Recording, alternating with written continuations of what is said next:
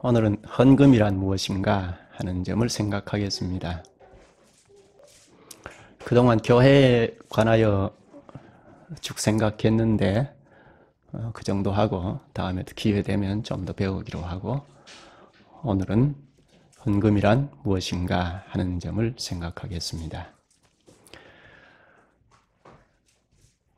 헌금을 우리가 어떻게 알고 하는가가 참 중요하죠. 이것은 헌금을 많이 하느냐 적게 하느냐는 문제가 아닙니다. 교회가 이 교회 안으로 들어와서 많이 하면 좋고 잘하면 좋고 하는 것이 많이 팽배해 있는데, 그건 세상 방식이죠. 세상에서는 많이 하면 좋고 잘하면 좋다고 하죠. 어떤 일이든지 잘하면 좋고 또 많이 하면 좋다고 하죠. 교회도 그런가요? 많이 하건 적게 하든 또 잘하든 못하든 그 문제가 아니고, 교회는 어떻게 알고 하느냐 하는 문제입니다. 헌금도 마찬가지입니다. 어떻게 알고 하느냐, 그것이 참 중요합니다. 헌금하면 우리가 다 민감하죠. 돈 문제이기 때문입니다. 특히 교회에 대한 교회에서 좋지 않는 경험을 하는 한 사람, 특히 헌금을 강요하는 교회 경험이 있는 사람은 더 민감합니다. 또 그렇지 않더라도 교회는 헌금을 강요한다 하는 소문이 다 나서 선입견이 다 있습니다. 그래서 참 민감합니다. 이를 잘 알고 생각 있는 사람은 헌금 설교를 하지 않습니다. 아니면 대략 하고 맙니다. 민감하니까 덮어두고 가는 것이 옳은지 어떻게 하는 것이 옳을까요? 또 교회는 헌금이 여러 가지 있죠.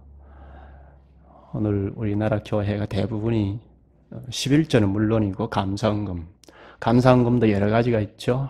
거기에다가 건축헌금도 있고 구제헌금도 있고 선교헌금도 있죠. 헌금 가지수도 참 많습니다. 그런데 또 어떤 교회는 11조를 아예 하지 말자 하고 안 하는 교회도 있습니다. 그래서 이 헌금에 대해서는 참 민감하고 의견이 분분하고 합니다. 어떻게 하는 것이 옳을까? 우리가 어떤 문제든지 성경으로 돌아가는 것이 옳죠. 누가 어떤 말을 했고 어떤 큰 교회가 이렇게 하고 있고 훌륭한 목사가 이렇게 가르치고 있다 하는 것이 중요한 것이 아니고, 하나님의 말씀인 성경으로 돌아가는 것이 옳죠. 교회는 다 성경을 하나님의 말씀으로 믿으니까 성경에서 뭐라고 하는가, 곧 하나님께서 헌금을 무엇이라고 가르치는가, 이 점을 생각하는 것이 옳죠. 헌금에 관해서 구약과 신약을 대표할 만한 구절을 앞에서 읽었는데, 이 본문을 통하여 하나님의 말씀을 듣겠습니다. 결론적으로 헌금이 무엇인가? 신구약 성경 전체를 통틀어서 헌금의 핵심을 말하기를 하나님의 것을 되돌려 드리는 것이라고 합니다. 하나님의 것을 얼마가 됐든지 전부가, 내 목숨까지도 하나님의 것인데, 그것을 찬송으로 돌릴 수도 있고 물질로 돌리는 것은 헌금입니다. 헌금도 돈으로 할 수도 있고 또 다른 방법으로도 할 수 있죠. 아무튼 하나님의 것을 되돌려 드리는 것, 이것이 헌금입니다. 교회 헌금입니다. 이 문제는 성경 첫 장 첫 구절을 잘 생각하면 알 수 있습니다. 태초에 하나님이 천지를 창조하시니라. 천지를 지으셨다. 땅과 하늘, 그 가운데 있는 모든 것을 하나님이 지으셨다. 그러면 이 세상에 있는 모든 것이 다 하나님의 작품이죠. 하나님의 것입니다. 나나 너나 하나님의 것이다. 그렇죠? 무슨 소리냐? 나는 나다 하는 사람이 상당히 많죠. 사실 나는 나다 하는 말은 하나님만 하실 수 있죠. 실제로 이 말씀을 하셨죠. 출애굽기 3장 14절에 보면 애굽에서 노예 생활을 하던 이스라엘을 구출하시기 위하여 모세에게 나는 나다 하셨죠. 나는 스스로 있는 자니라 하셨습니다. 그런 스스로 계시는 그분이 이스라엘 백성들을 구출하셨습니다. 따라서 사람이 나는 나다, 나는 스스로 있다 할 사람은 아무도 없죠. 다 하나님의 손길로 지어졌습니다. 피조 세계는 다 스스로 있다 하는 것이 하나도 없죠. 따라서 우리는 우리의 목숨까지도 주님의 것이다 하는 것이 맞죠. 이 사실을 구약의 우리 선진들도 잘 깨달았습니다. 그래서 성전에 오르내리면서 찬송하고 기도했습니다. 대표로 한 구절만 보면 시편 24편 1절입니다. 땅과 거기에 충만한 것과 세계와 그 가운데 사는 자들은 다 여호와의 것이로다. 온 세상이 다 여호와의 것이란 말이죠. 이런 의식을 가지고 성전에 오르내리면서 예배하면서 패하면서 올라가면서 노래로, 찬송이죠. 노래로, 또 기도로, 그리고 물질로, 헌금으로 표했습니다. 그런데 이 세상은 한 번도 우리가 하나님의 것이다 한 적이 없는 역사이죠. 인류 역사는 그렇죠. 인류 역사는 다 나는 나다, 내 것이다 하는 역사이죠. 사람들이 언제부터 나는 나다, 내 것이다 했습니까? 그 기원이 언제부터이죠? 창세기 3장에서부터이죠. 인류의 대표인 아담이 범죄한 직후부터 나는 나다, 내 것이다 했죠. 마귀가 하와에게 먼저 접근해서 선악과를 먹으면 하나님같이 된다 하는 말을 듣고 유혹에 넘어간 뒤로부터, 특히 아담이 그 유혹에 넘어간 뒤로부터 다 하나님 자리를 딱 차지하고 나는 나다 했죠. 그때부터 아담으로부터 오는 모든 자손들이니까 다 나는 나다, 내 것이다. 그래서 내 것뿐만 아니라 이웃의 것도 내 것으로 삼으려고 하죠. 아이가 태어나서 말하기 시작하면서부터 이건 내 거야 하죠. 그래서 성장하면서 점점 내 것을 확장시킵니다. 남의 것도 내 것을 삼고자 싸우죠. 그래서 인류 역사는 전쟁의 역사라고 할 수 있죠. 치고받고 싸웁니다. 자기 내 것을 삼고자 합니다. 이런 인류 역사에서 하나님께서 택자를 구출해 내셨습니다. 택자를 구원하셔서 예수 그리스도와 연합시키셨습니다. 그래서 하나님의 것으로 되돌려 놓으셨습니다. 그래서 그리스도와 연합한 교회는 사람의 것이 아니고 하나님의 것이죠. 하나님의 공동체이죠. 그리스도의 공동체, 하나님의 것이죠. 구원은 하나님의 것으로 되돌려 놓는 것이 구원이죠. 교회는 하나님의 것으로 되돌려 놓은 단체입니다. 이제 나는 누구 것이냐? 하나님의 것이죠. 나는 내 것이야 하는 사람은 불신자이죠. 나는 하나님의 것이다 이렇게 고백하는 사람이 신자인데, 여기서부터 헌금이 바로 됩니다. 나는 내 것이 아니고 하나님의 것이다. 이 세계 모든 것이 다 하나님의 것이다 하는 정신을 가진 자가 합당한 헌금을 할 수 있습니다. 그렇지 않으면 헌금을 한다 하더라도 그저 구제금 정도 기부금 정도로 하고 맙니다. 교회 헌금은 나는 하나님의 것이다 하는 데서 시작이 됩니다. 나는 하나님의 것이다 하는 것을 모르고 하면 그저 구제금, 의연금으로 멈춥니다. 동네 어르신도 교회에 어쩌다 방문을 하면 헌금을 하잖아요. 헌금을 하지 않는 자유도 있어야 하는데 사람 눈치를 보고 헌금을 하죠.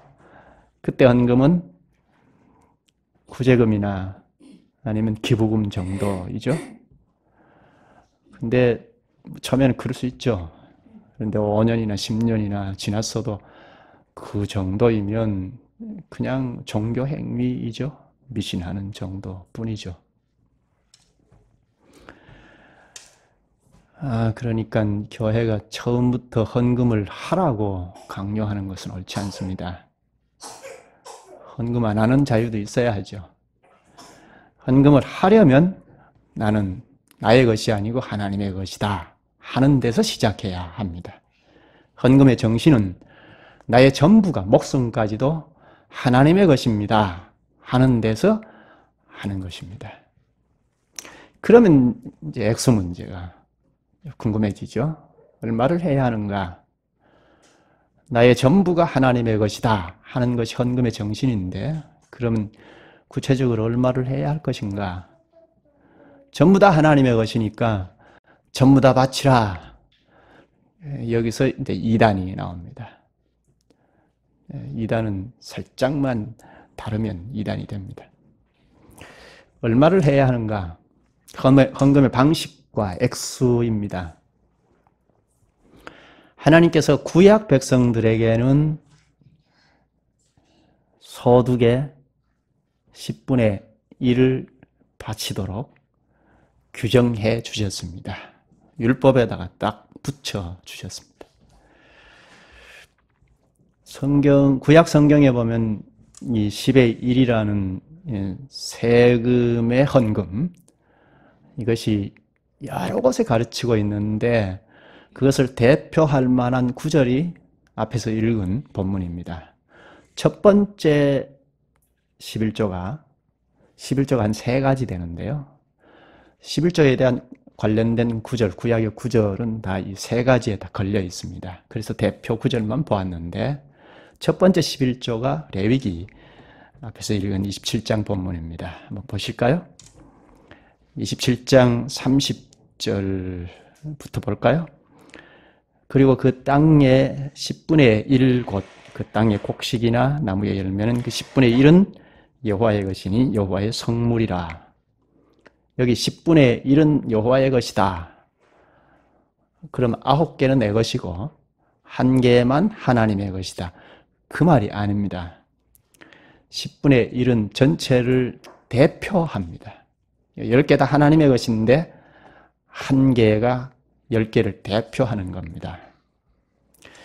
왜 10분의 1만 그럼 바치라고 하셨는가? 전부 다 하나님의 것이니까 너희들이 알아서 바치라 그렇게 하시지 않고 왜 10분의 1을 딱 정해 주셨는가? 그것도 법으로 정해 주셨는가? 왜죠? 그리스도께서 오시기 이전 상태 구약 시대에는 어린 시기라고 하죠. 어린아이 시기입니다. 그래서 율법을 딱 붙여 주셨습니다. 우리가 지지난 시간인가 배웠는데요.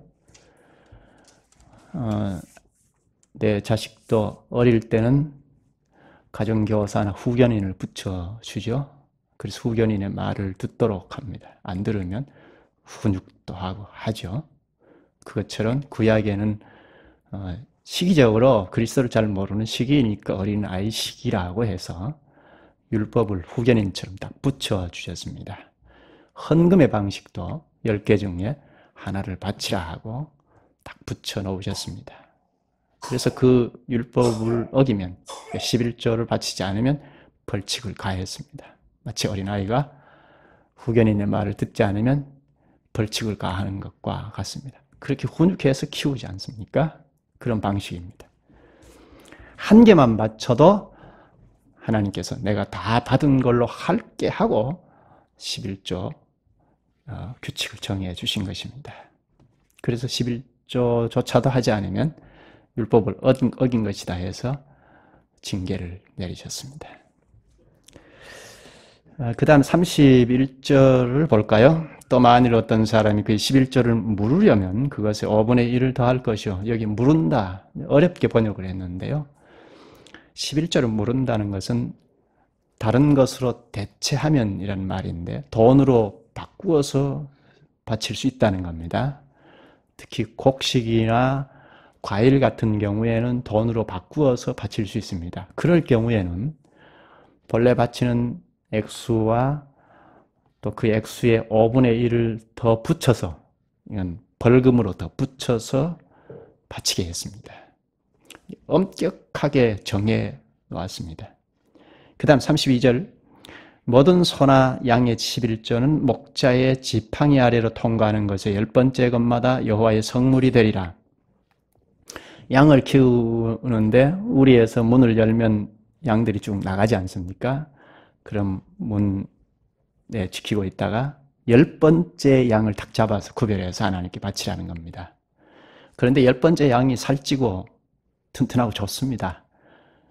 그래서 주인이 다른 것, 좀 못한 것을 바꾸어서 바치고자 하면 하나님께서 말씀하시기를 그것과 좋은 것을 바치고자 한 그것과 다 두 마리 같이 바치도록 벌칙으로 그렇게 정했습니다. 그러니까 마치 어린아이들에게 세세하게 가르치듯이 양을 키울 때 있지 않냐, 10번째 통과할 때 그걸 구별해서 바치라. 그런데 그걸 마음 가운데도 바꾸어서 바치고자 하는 마음이 들면 두 마리 다 바쳐야 한다. 벌칙으로. 그렇게 정해 주셨습니다. 그 다음 33절에 보면 그 우열, 그 답을 말하는데 그 우열을 가리거나 바꾸거나 하지 말라. 바꾸면 둘 다 거룩하리니 무릇 못하리라. 이렇게 정해 놓으셨습니다. 왜 이렇게 엄격하게 정해 놓으셨죠? 헌금을 할 때 아주 엄격하게 벌칙까지 정해서 바치라고 하십니다. 왜 이렇게 엄격하게 하시죠? 11절 목적은 금액 자체에 있는데 있지 않습니다.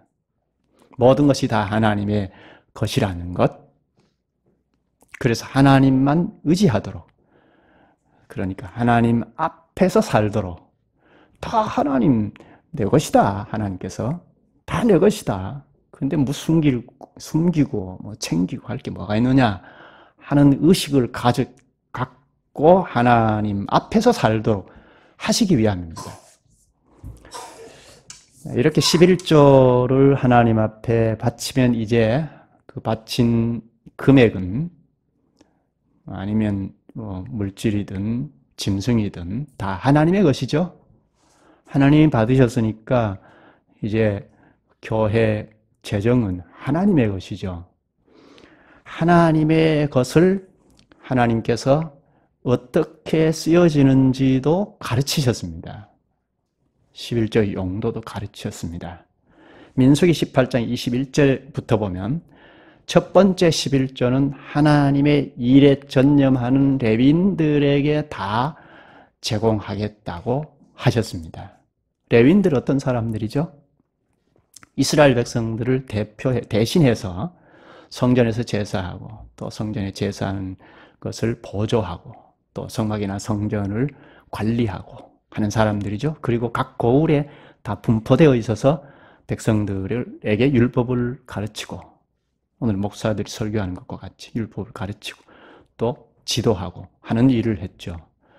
본래 애굽에 있을 때 이스라엘 백성들은 다 장자들이 죽지 않고 탈출했지 않습니까?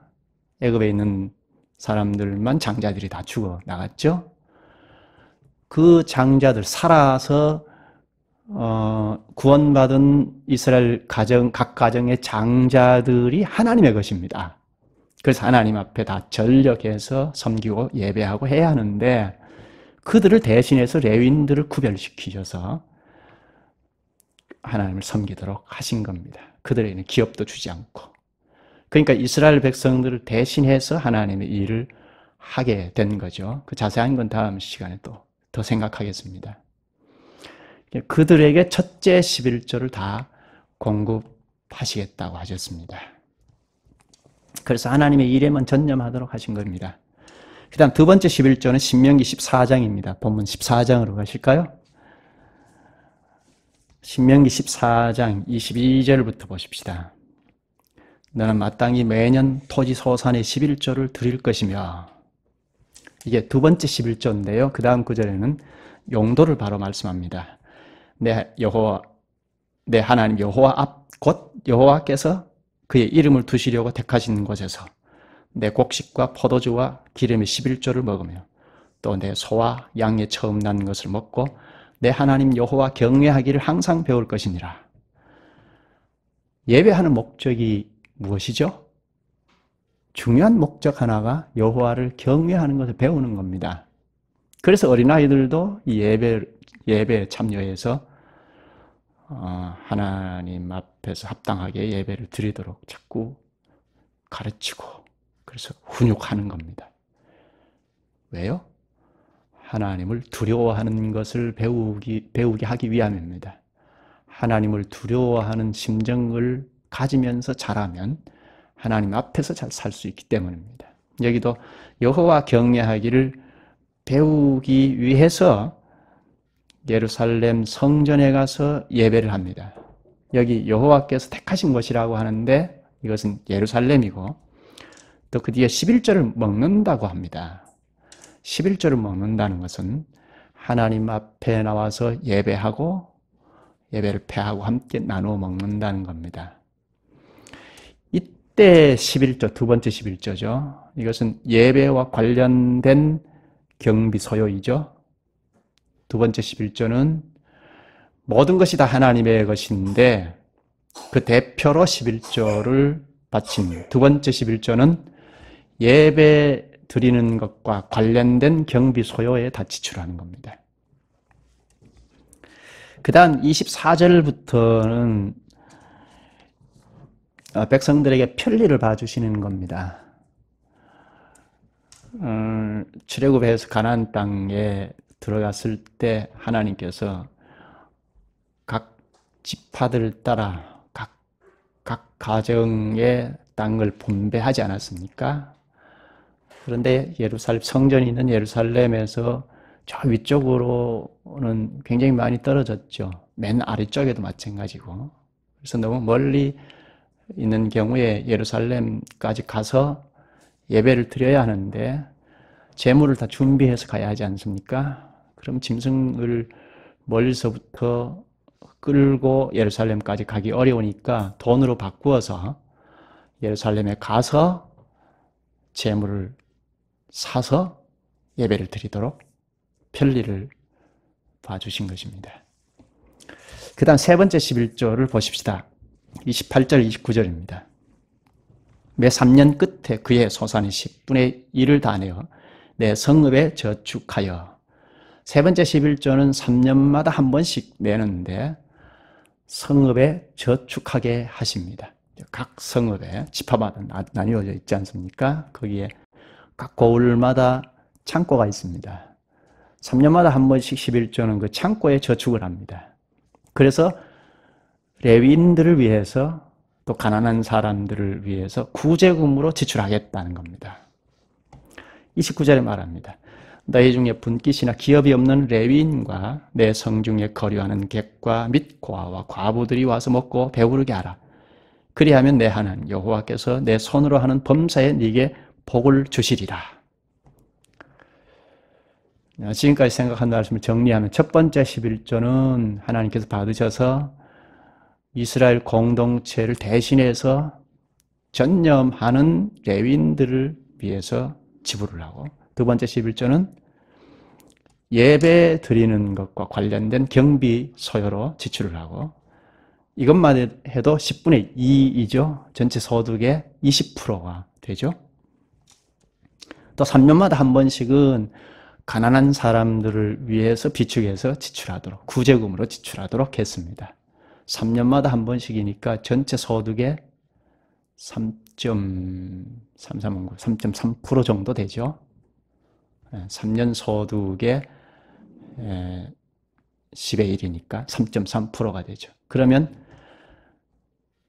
20% 더하기 3.3%면 매년 23.3%를 내는 셈이 되죠. 10의 2조에 3.3%가 다 붙죠.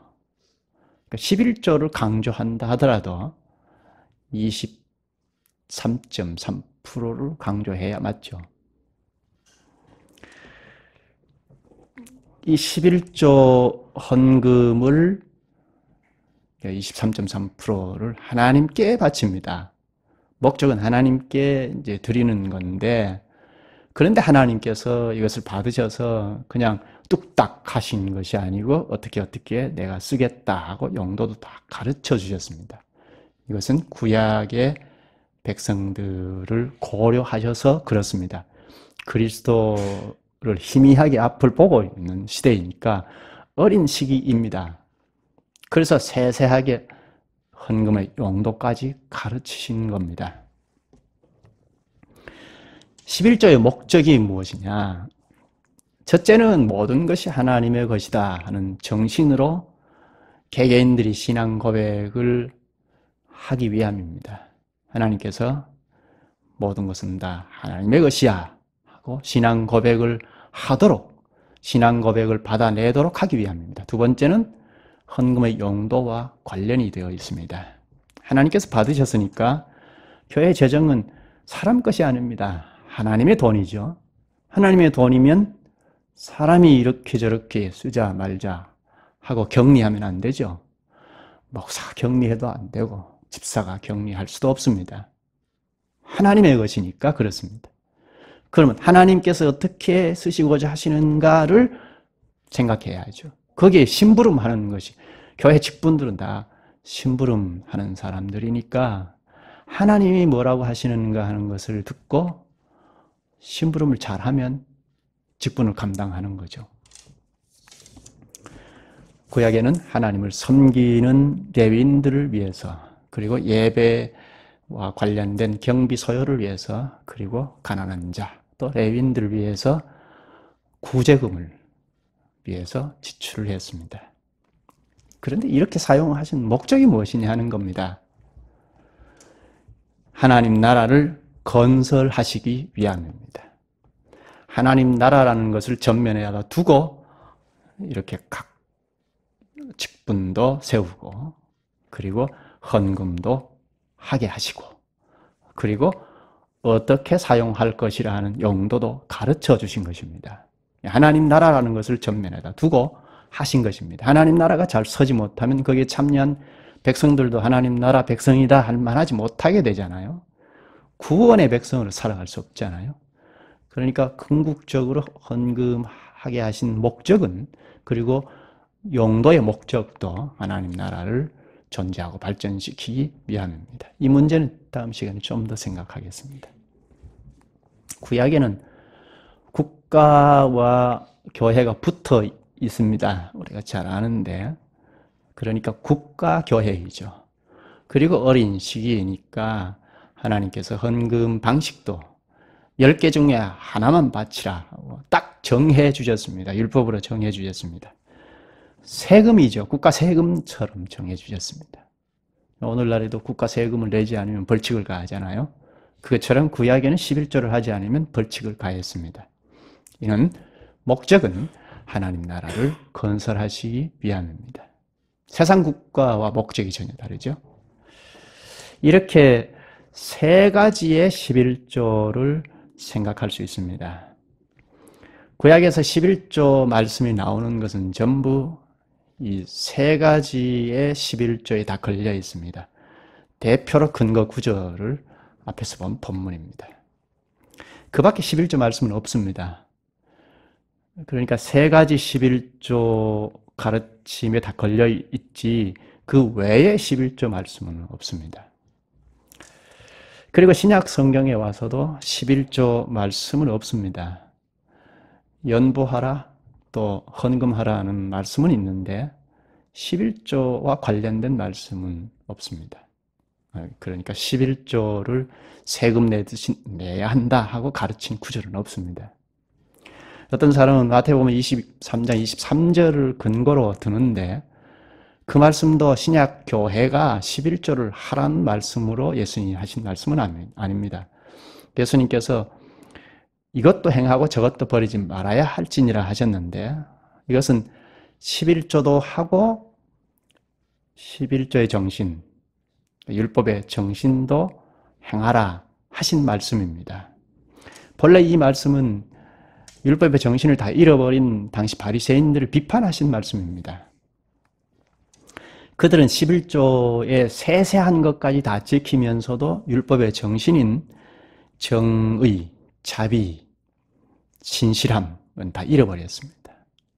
그래서 11조도 행하고 율법의 정신도 지키라 하신 뜻으로 이것도 행하고 저것도 버리지 말아야 할지니라 하신 것입니다.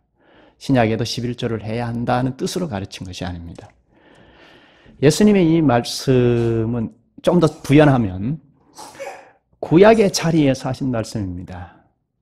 바리새인들이 구약 신자들이지 않습니까? 그래서 구약의 자리에서 대상이 누구냐에 따라서 가르침이 다른데요. 구약의 자리에서 하신 말씀입니다. 사복음서는 구약과 신약의 교차 지점입니다. 예수님께서 이 땅에 탄생하심으로 구약은 마감되기 시작했습니다. 이미 마감이 되었습니다. 그러나 십자가에 죽으시기 전이기 때문에 아직 완전히 구약이 무대 뒤로 물러섰다, 그렇게 말할 수 없죠. 그리스도께서 십자가에 죽으심으로 비로소 구약의 언약이 완성이 되고 무대 뒤로 물러선 겁니다. 따라서 사복음서는 구약과 신약의 교차 지점에 있습니다. 그래서 예수님이 말씀하신 것을 잘 살펴봐야 합니다. 구약의 자리에서 하신 말씀인지 때로는 신약의 자리에서 하신 말씀도 있거든요. 예수님 따르는 제자들에게 하실 때는 신약 교회를 염두에 두고 신약의 자리에서 하신 말씀인데, 지금 마태복음 23장 23절은 구약 신자인 바리새인들을 비판하신 말씀입니다. 사복음서는 그렇고 사도행전에서부터 요한계시록까지 11조 언급은 히브리서 7장 단 한 곳뿐입니다. 이 히브리서 7장 1절에서 10절의 내용인데, 이것도 신약 교회도 11조를 해야 한다는 가르침이 아닙니다. 아브라함이 멜기세덱에게 11조를 바친 내용을 말씀한 건데, 언급한 건데요. 좀 더 설명을 붙이면, 당시 저기 동북쪽에 그돌라오메를 중심으로 한 동맹국들이 소돔 고모라 지역까지 내려와서 깡그리 다 진멸을 하고 롯의 가정을 포로로 끌고 가버렸지 않습니까? 그 소식을 듣고 아브라함이 뒤쫓아가서 롯의 가정들을 다 데리고 왔죠. 그래서 그 전리품을 멜기세덱에게 11조로 바친 내용이 여기 히브리서 7장에서 언급을 합니다. 그렇게 언급하는 것은 11조에 있는 것이 아니고 멜기세덱에 있는데요. 구약의 제사장과 율법은 붙어 있습니다. 율법을 어기면 제사장이 성전에 가서 제사를 드리면 죄가 사해지죠. 그러나 인간의 근본 죄악을 완전히 해결할 수는 없습니다. 그래서 또 제사하고 또 제사하고 반복했지 않습니까? 율법은 죄를 깨닫게 해서 또 제사하고 반복했습니다. 그런데 레위 계통의 제사장이 아닌 예수님은 멜기세덱의 계통의 제사장으로 오셨습니다. 그래서 그리스도께서 이 땅에 오셔서 율법을 다 지키시고, 우리가 지켜야 할 율법을 다 지키시고, 십자가에서 우리의 죄를 완벽하게 단 한 번에 다 해결해 주셨습니다. 그래서 또 제사하고 또 제사하고 하는 일이 필요치 않게 되었습니다. 이렇게 그리스도가 레위 계통의 제사장보다 훨씬 월등하다는 것을 가르치기 위하여 아브라함이 멜기세덱에게 11조를 바쳤다는 것을 언급한 것뿐입니다. 그렇다면 신약 성경에는 왜 11조 이야기가 없을까요? 구약의 11조를 신약 교회도 그대로 지켜야 하기 때문에 굳이 언급하지 않았을까요? 아니면 그리스도 안에서 율법 또 성전과 관계된 것이니까 성전과 관계에서 다 폐지되고 그리스도 안에서 다 폐지되고 완성되었기 때문입니까? 방금 말한 히브리서 7장 12절에 보면 이 말씀이 참 중요합니다. 제사 직분이 바뀌었은즉 율법도 반드시 바꾸어지리라. 제사장과 율법은 붙어 있는데 제사 직분이 바꾸어졌은즉 율법도 반드시 바꾸어지리니 합니다. 신약에 와서는 제사 직분이 그리스도로 바꾸어졌죠? 구약의 제사 직분이 그리스도로 바뀌어졌습니다. 그렇다면 율법도 바꾸어져야 한다는 겁니다. 율법의 11조도 헌금의 방식도 바꾸어져야 한다는 거죠. 물론 헌금의 정신은 그대로 있습니다. 율법의 정신은 다 그대로 있습니다. 모든 것이 하나님의 것이다 하는 것이 헌금의 정신인데 그 정신은 그대로 있습니다. 그런데 11조 조항 틀은 바꾸어져야 하겠다는 겁니다. 그래서 신약에는 11조라는 조항을 가르치는 것이 없습니다. 그러나 헌금을 해야 한다, 연보를 해야 한다는 것은 여러 곳에 있죠. 오늘 본문을 좀 볼까요? 신약 고린도후서 9장 7절을 보십시다. 이것이 헌금의 가르침의 대표 구절이라고 할 수 있습니다. 각각 그 마음에 정한 대로 할 것이요 인색함으로나 억지로 하지 말지니 하나님은 내는 자를 사랑하시느니라. 구약과 훨씬 다르게 가르치죠. 구약은 그리스도를 모르는 어린아이들이니까 어린아이들에게 가르치듯이 11조 10분의 1을 하라 하고 딱 정해 주셨습니다. 신약에는 중보자 그리스도와 연합했으니까 어른을 대하듯이 각각 그 마음에 정한 대로 할지니라 합니다. 10분의 1을 해야 한다 이렇게 가르치지 않고 어른을 대하듯이 네가 알아서 하라 하는 의도로 마음에 정한 대로 하라 합니다. 이게 신약교회 헌금의 방식입니다. 한 세 가지로 이 구절에서 취할 수 있는데 첫째는 그 마음에 정한 대로 하라. 둘째는 인색함으로 하지 마라. 셋째는 억지로 하지 말라. 세 가지가 신약교회의 헌금의 방식입니다. 좀 더 설명할까요? 첫째, 액수는 마음에 정한 대로 하라.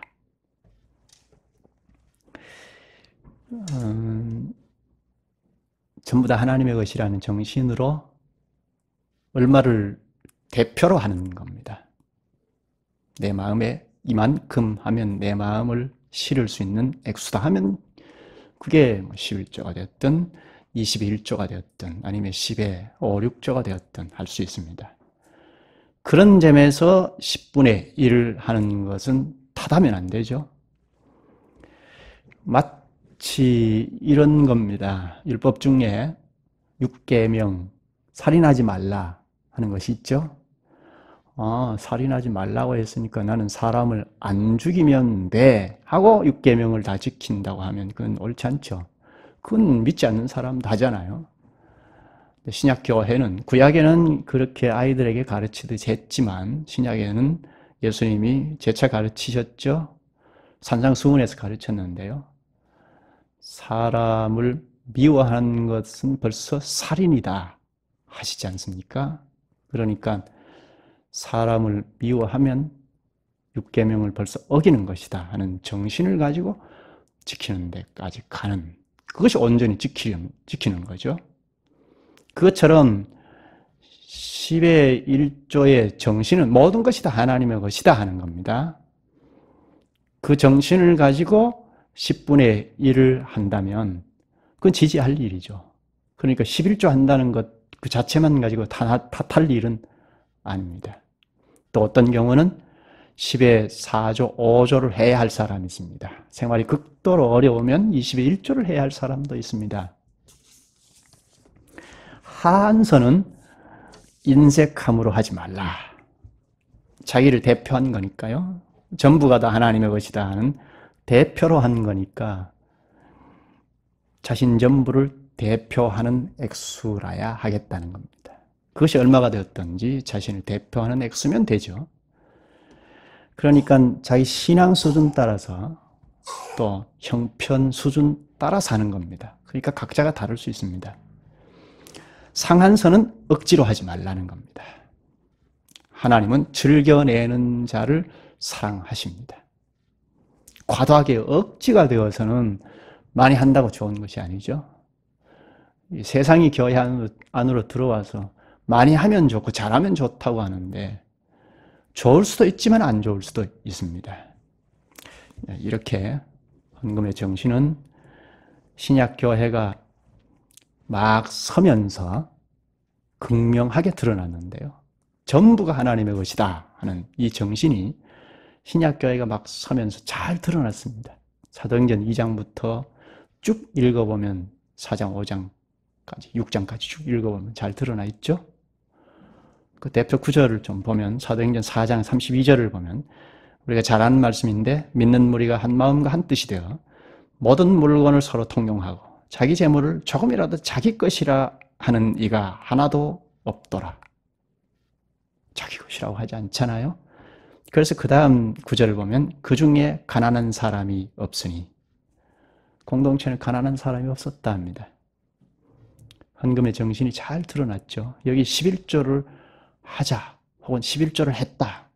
그런 언급조차 없습니다. 모든 것이 하나님의 것이다 하는 정신이 잘 드러났습니다.